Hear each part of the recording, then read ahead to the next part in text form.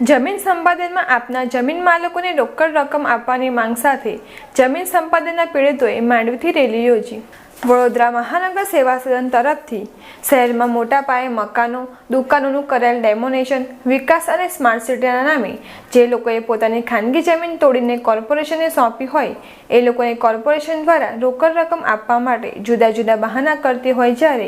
જ્યારે આ રકમ આપવા માટે કોર્પોરેશન દ્વારા લેખિતમાં બાહેધરી આપવામાં આવેલ હોય, જ્યારે આ ગરીબ પીડિતોનું જે છેલ્લા 15 દિવસથી આ આંદોલન હાથ ધર્યું હોય તેઓને કોઈ સંભાળતા તૈયાર ન હોય, ત્યારે આજોદ પીડિતો દ્વારા માંડવીથી ખંડેરાવ માર્કેટ સુધી રેલી યોજી ખંડેરાવ માર્કેટ હલ્લાબોલનો કાર્યક્રમ યોજ્યો। વડોદરા શહેર જાણે છે કે વીએમસી તરફથી શહેરમાં મોટા પાયે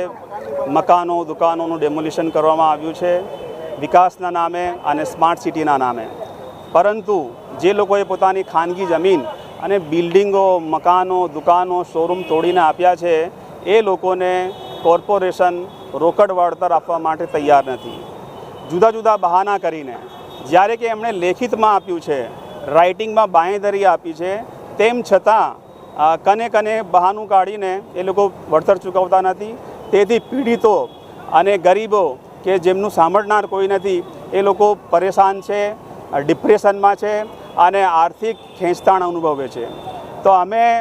પીડિતો છેલ્લા 15 દિવસથી આ એક આંદોલન શરૂ કર્યું છે કે એની ડિમાન્ડ કરી રહ્યા છે કે તાત્કાલિક રૂપે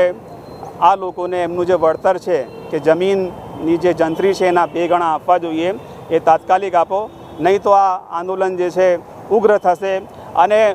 વડોદરાના દરેક પીડિત આમાં સામેલ થશે, અમને એવી આશા છે। તો ત્યારે કોર્પોરેશનને ઘણું નુકસાન થશે। એટલે નુકસાન આ સેન્સમાં છે કે કોર્પોરેશન કહે છે કે અમારી પાસે પૈસા નથી અને અમે આપવા માંગતા નથી, અને તેથી જ એમણે TDRનો ઠરાવ પાસ કર્યો છે કે ભાઈ તમારે રોકડ માંગવાનું જ નહીં, તમારે જે છે ટ્રાન્સફરેબલ ડેવલપમેન્ટ રાઇટ્સ માંગી લો, FSI લઈ લો જ્યાં જોઈએ ત્યાં, પણ જે ગરીબ છે જેને નોલેજ નથી, જે એના માટે સક્ષમ નથી, એ લોકો TDR લઈને શું કરશે? આજે અમે અહીંયાથી એક રેલી કાઢી છે માંડવી નજરબાગથી, અને આ રેલી ન્યાય મંદિર થઈને ખંડેરાવ માર્કેટ જશે અને ત્યાં હલ્લાબોલનો કાર્યક્રમ કરીશું અને કમિશનર સાથે રૂબરૂ વાત કરીને આનો ક્યારે ઉકેલ આવે, નહીં તો આ આંદોલન જે છે ઉગ્ર બનતું જશે અને કોઈ પણ નુકસાન થશે પીડિતને તેની સંપૂર્ણ જવાબદારી વીએમસી કમિશનરની રહેશે। શૌકત ઇન્દોરી।